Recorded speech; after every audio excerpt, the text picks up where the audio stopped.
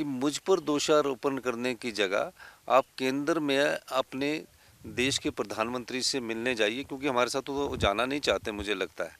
आप खुद जाइए, सभी एमएलओ को लेके जाइए और हिमाचल का जो अधिकार है, जो छीना गया है, हर साल 10,000 करोड़ रुपए का, 8 से 10,000 करोड़ रुपए का जो नुकसान प्रदेश को होगा 2026 से लेकर 31 तक, 10-10 हज़ार करोड़ रुपए का नुकसान होगा। वो प्रदेश की आर्थिकी में कहीं ना कहीं कमी लाएगा। हमारे तो हमने तो और जो ये कहते हैं कि प्रदेश को आत्मनिर्भर बनाने की जो बात कह रहे थे, तो मैं ये कहना चाहता हूँ कि प्रदेश तो आत्मनिर्भर बनने की दिशा में बढ़ चुका है। उसका इससे बड़ा उदाहरण क्या होगा कि आपके समय 5 वर्ष जब आप मुख्यमंत्री रहे, 54,200 कुछ करोड़ रुपया आरडीजी आई। हमारे 3 वर्षों में 11 दिसंबर 2023 को जब मैंने मुख्यमंत्री की पद की शपथ ली तो 17,000 करोड़ रुपए की आरडीजी आई। कल मैं दिल्ली गया था और हमारे संगठन की मीटिंग थी। संगठन की मीटिंग के बाद मैं देश के पूर्व वित्त मंत्री पी चिदम्बरम जी से मिला और पी चिदम्बरम जी से मैंने चर्चा की।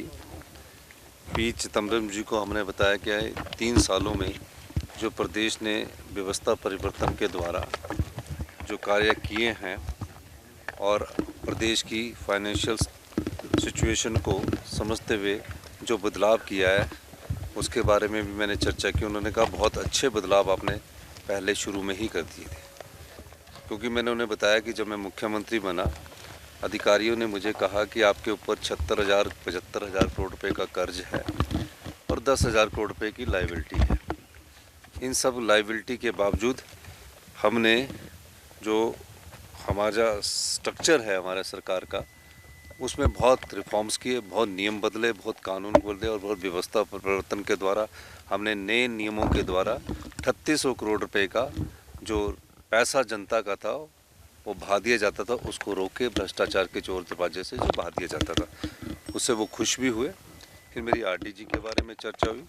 उन्होंने कहा कि आरडीजी संविधान के आर्टिकल 271(5) द्वारा दिया गया एक अधिकार है और इसमें हिल स्टेट और छोटे स्टेटों का, मैं भी वित्त मंत्री रहा हूँ, हमेशा ख्याल रखा जाता रहा है और उन बड़े राज्यों का भी ख्याल रखा जाता है जिनका इनकम और एक्सपेंडिचर का जो घाटा होता है उनका भी ख्याल रखा जाता है। ये बड़े हैरानी की बात है कि आरडीजी जो संविधान के अधिकार द्वारा दी गई है, उसे 17 राज्यों के नाम पर बंद कर दिया गया।